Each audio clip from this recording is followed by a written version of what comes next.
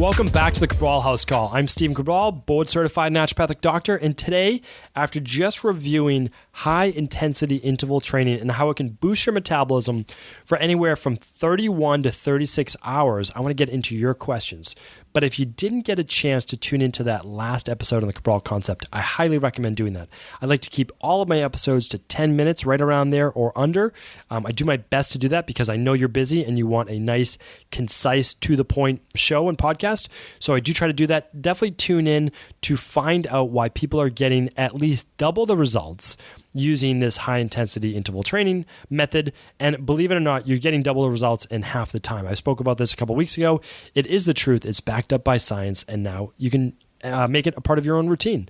All right, so let's get into our questions. We have got a lot of great questions today. The first question is coming in from Dave L. Dave is asking, does regular cardio still matter?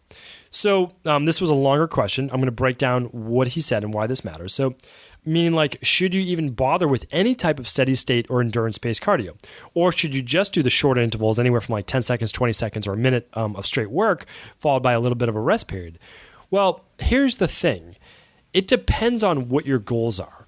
So I still believe that people that I work with specifically, or anyone on my team that wants to run a half marathon, a marathon, a triathlon, I believe they still benefit from some of the longer steady state endurance-based work.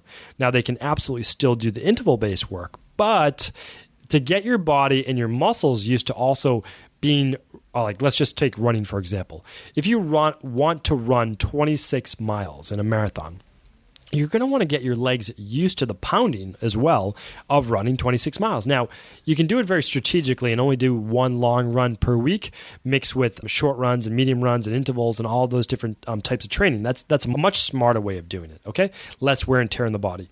But there's also another thing as well that not a lot of people talk about. Interval-based training does not work with the same oxygen system of the body. So if you are looking to pump more oxygen to your cells, like in a, let's say, natural cancer-based treatment protocol, something like that, I believe that biking or a little bit of light running, like jogging, or ellipticals, things like that, they're going to pump more oxygen into your body is not a bad thing. And that is still backed up by science as well, because that's aerobic based, right? Now, if we're talking about body transformation, it's unnecessary to do the longer steady state endurance based work. If your goal is strictly body transformation, use your time for interval based high intensity work. If your goal is overall wellness, or it's a sporting event, I see no problem with you adding in a couple days of the aerobic based as well.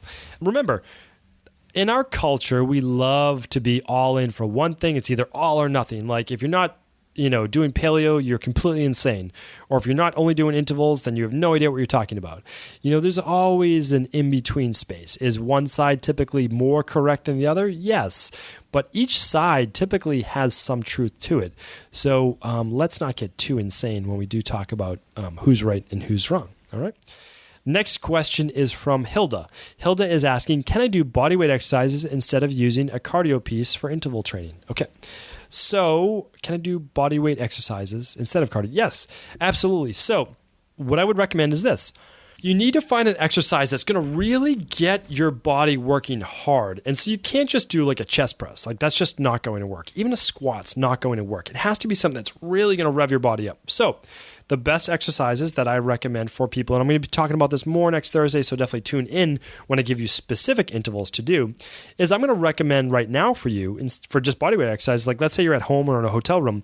I actually love these workouts, create these workouts all the time for people, is mountain climbers, burpees or squat thrusts, however you want to refer to them as, jumping jacks, split jacks, anything that's going to really move you as fast as you can move. Even jumping rope, if you can really get yourself hustling that fast, is going to be a good form of an interval. You just have to keep in mind that you want to be at about 90% or greater of your max when doing an interval. Now, of course, you should warm up first, and again, I'll talk about that next week. But yes, Hilda, absolutely. Do those bodyweight exercises. No problem at all. Do them right at home. Don't let not having a piece of cardio equipment like a treadmill or bike stop you from getting the benefits of interval-based training, especially since you can do it in really under 10 minutes, which is the great part about it. All right. Next up is a no-name question. All right. We don't even have an email. All right. So, or maybe they just said they want it completely anonymous. All right. Here we go. Do you recommend intermittent fasting if I'm trying to lose weight. All right, so just off the interval-based topic and intermittent fasting. Now, hopefully you've looked back into our previous shows on this. If you didn't, episode 62, check that out on some intermittent fasting tips. The best way I can answer this question is this.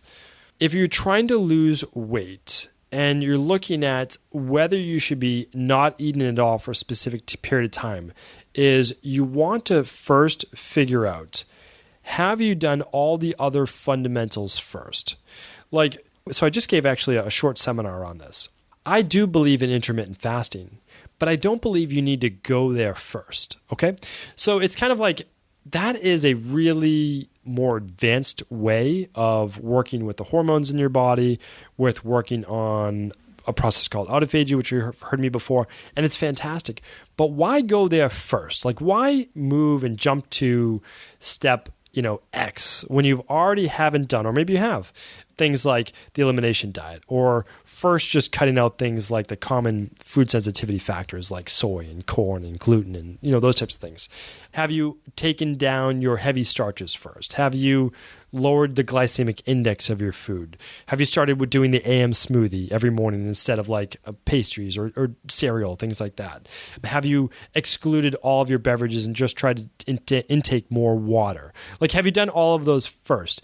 Do those first, and then what I would say is, if you still haven't met your weight loss goals, then check out intermittent fasting. Why do I say this? Because I like people to be able to do the things that are going to get the faster weight loss going first, that you can those are your health things first. And then after that, pull out the big guns if you need to at the end. All right? So that would be my answer to that. Do you recommend intermittent fasting if I'm trying to lose weight? Yes, I do. But why not start with something like, our fat loss and nutrition plan, or another person's elimination-based diet, or another person's, low glycemic-based plan, or those types of things. Again, it never has to be just what I'm saying from my perspective. My perspective works. It's been proven to work. It's all based on science, all those things. But if you are someone who just wants to say, hey, I looked at this, maybe I can do this first instead. Absolutely, do that. I just want you to get started. And what I'm saying is, get started an overall health-based plan first. Don't focus on intermittent fasting, which isn't focused on the right types of foods you should be eating first. If you get the foods that you should be eating correct, then you can do the more advanced things like IF or intermittent fasting. Hopefully that answers your question, and thank you everyone for tuning into the Cabral House Call. Before you go, I wanted to make you aware that as a loyal listener to the Cabral concept, I want to make sure I'm always providing with great real-world usable content and rewarding you with listener-only specials. So for the month of April, my goal is to help you involve more of your family and friends and even coworkers in their quest to lose weight and get well. And I believe there is no better way to do that than through the Dr. Cabral Detox. You lose 5 to 10 pounds in your first 7 days and improve your overall well-being, guaranteed.